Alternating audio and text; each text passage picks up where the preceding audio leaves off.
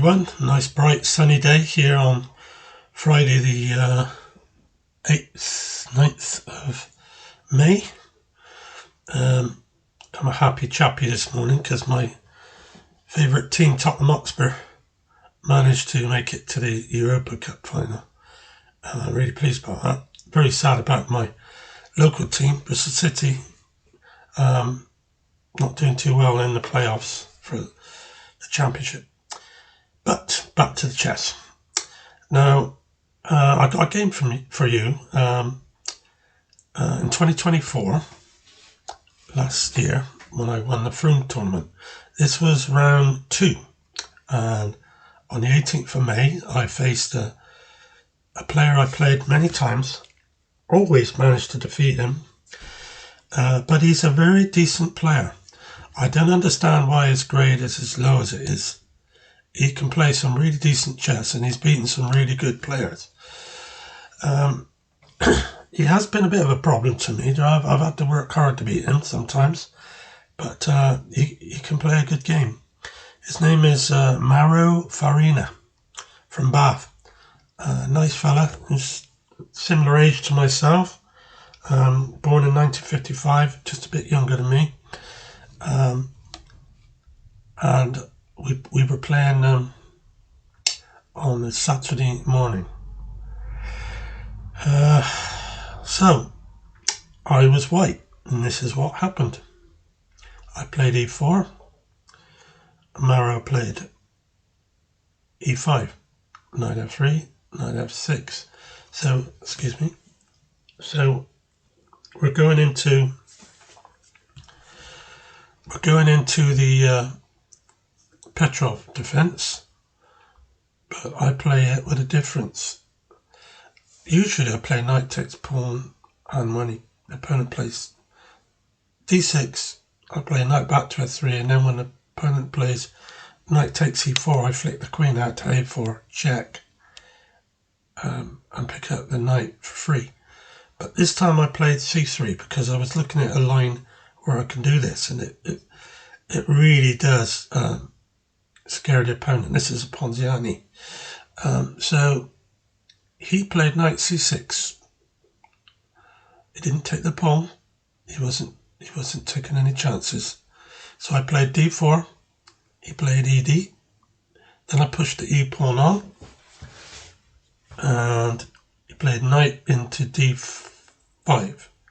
So I played bishop c4, played knight b6, and then I did something which I thought was clever, but it wasn't. It was a total disaster. I messed right up. I went bishop takes f7. He retook the king very quickly, and I played knight g5, king into e8 again, and I couldn't see any point in going queen h5 check, so I played queen f3, and then he played knight takes e5, and I thought, what the hell am I doing here? I'm really messing up. I've thrown this game away. However could I have made this mistake and played bishop takes pawn on f7? I don't know, I just had ideals in my head, and they were all bad ones. So I decided I'd pin the knight anyway. I thought I've got to do something. I'm piece down now, and I'm pawn down too. So I got a lot to do if I'm going to get back in this game, but don't look good for me. If you look at the bar on the right, I'm in real trouble with white. I'm actually 4.2 down on my position against black, who has a much better position. This is a 1 game for black at this stage, and we've only played 10 moves. So I'm really depressed about this, but I carried on. Queen e7 to break the pin. I cancelled. He played h6. So I decided I'd go c takes d rather than move the knight away. If I go knight f3, you could just swap knight takes knight. So he played h6. I played pawn takes pawn. H takes g5. d takes e5. So I've regained my pawn. That part's alright. Then he went queen f7. It wasn't hard to see what his plan was. He wants to go queen h5 and try and make an attack down on it, h2. So I took the pawn. I thought I can do this if I take the pawn on g5. If he does play queen h5, I can just play h4 and I'm okay. Which is what he did, and I played h4. So I'm starting to get a bit confident now because he didn't really plan that out that well. And but now he played bishop e7. He's trying to get a trade off, but I don't want to go bishop takes because my position won't be so good. So I played f4 to really cement that bishop in on g5 and make it difficult for him. That's the first part, make the game difficult for him. Second part is to try and fight back. The one thing I got going for me is I'm more developed than what his pieces are. He's gone back queen to h7. I played knight to c3. I don't fear a queen swap, even though I'm a piece down, because I believe I've got a good position now. I'm only 1.6 down on the on this position for black against white. Black has only got an advantage of 1.6. If you look on the bar on the right, I'm climbing back up with the white. I was right down the bottom, but it's coming back because my position's better than his, but I am still a piece down, which is why he's ahead. Queen takes queen, knight takes queen, bishop takes, well, he's decided that this is the way to go. Swap the pieces off and then get down to an endgame where he's got an extra piece. That is the right way to play. So I took the h pawn. And he's played knight into c4. He wants to develop the bishop. He can really play pawn d6 because the pawn takes pawn, knight takes pawn, check. So he's played knight c4. He wants to play b6 and get his bishop out on b7, but that takes time. So what I did was kick the knight straight away, and he's come into e3, and I played rook f3 to attack the knight. He's now gone back to f5. So this is an opportunity now for me to develop the rest of my pieces. Now,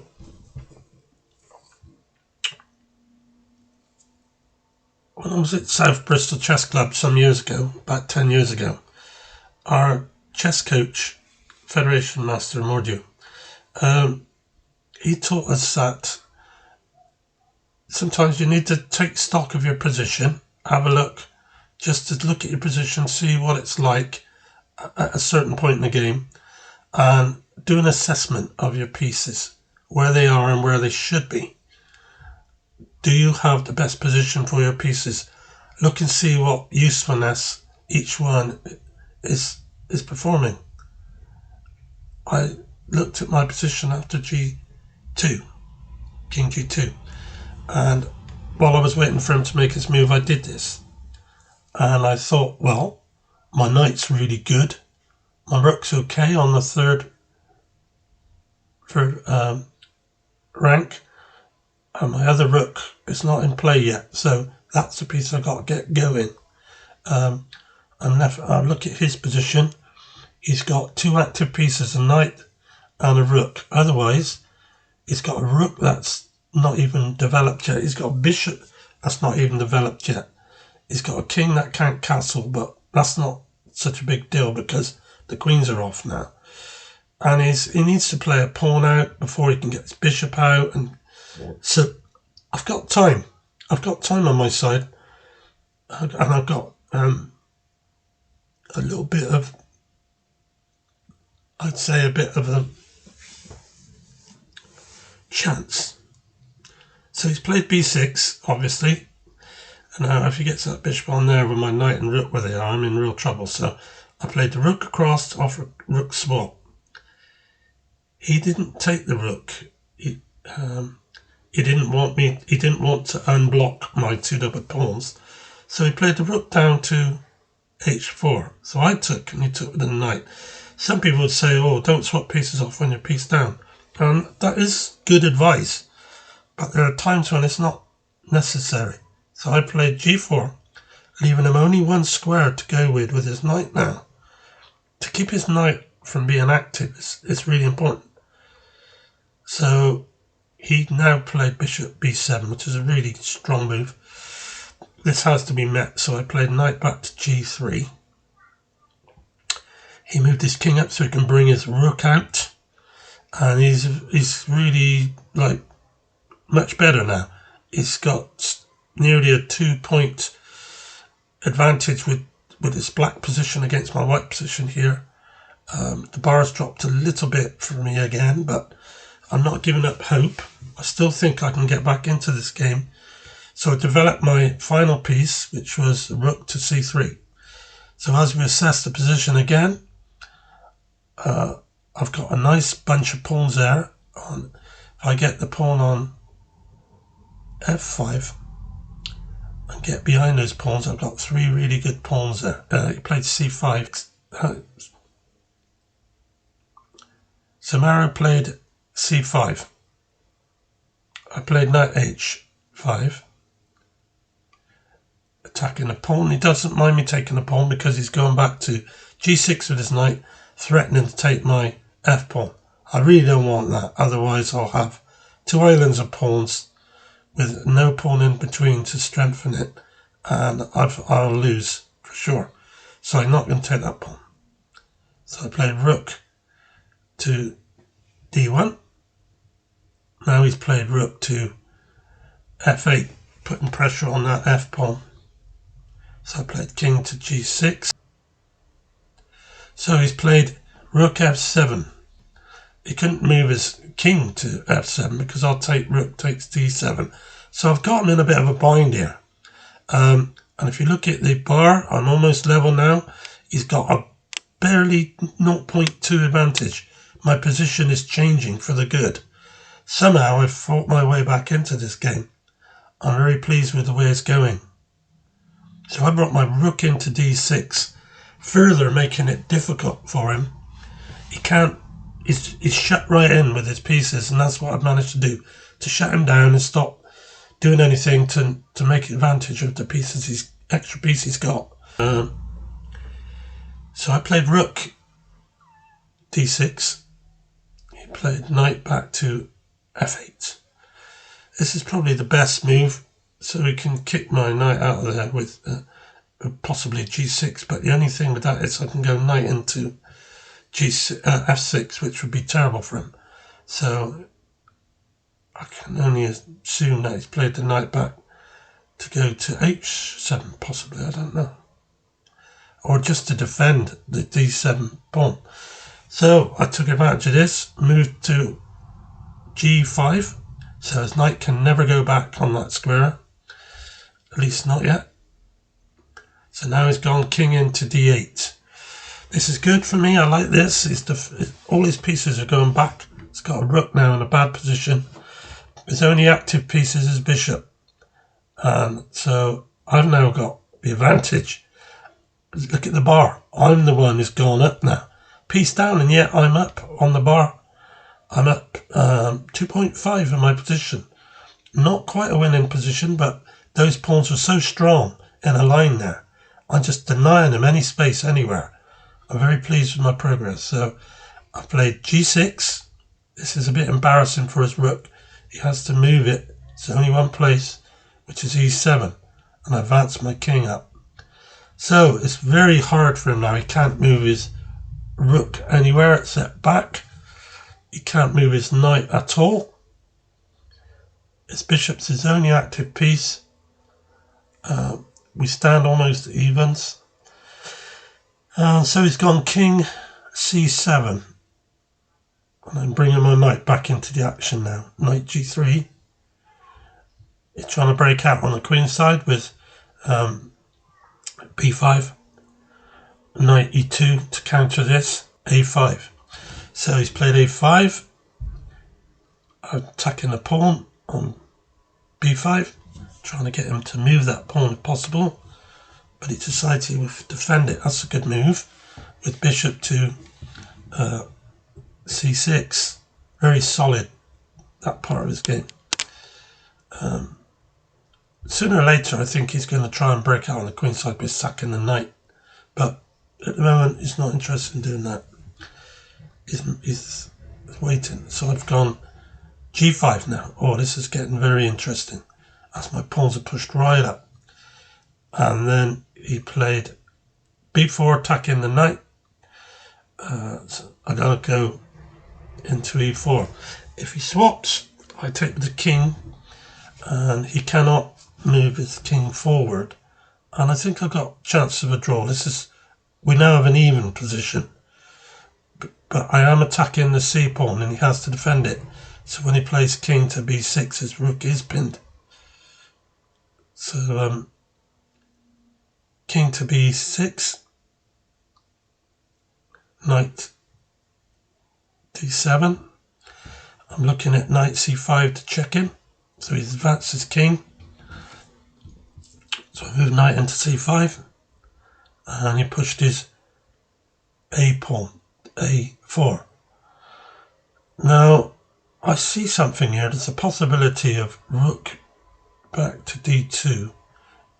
If he goes pawn takes pawn, pawn takes pawn, I may have a chance to swing the rook across to a2 and play rook a5, which would be checkmate. So we'll see what happens. I brought the rook back. He did take the pawn, and I took. So the checkmate 2 is on. But what's he going to do about it? And here Mauro, for the first time in the game, moved really quick because he was concerned about the mate, and he played rook back to e8, and that was fatal because I played knight into d6 check, and he resigned. I put him under so much pressure, he cracked in the end, thankfully. It was a great escape for me because I shouldn't have won this game. A stronger player would have held on and found a way to beat me. He wouldn't have let me get back into the game, or she. But being that he's not that strong a player, I was able to do it. I was able to get away with this. I was pleased with the way I fought back, but I wasn't pleased with my game leading up to losing the piece a few moves after. But I'm glad I fought back and won. And this game is very important because without this one, I would never have won Frome 2024, which I did in the intermediate section. So thanks for watching. I hope you enjoyed the game, and I'll see you soon.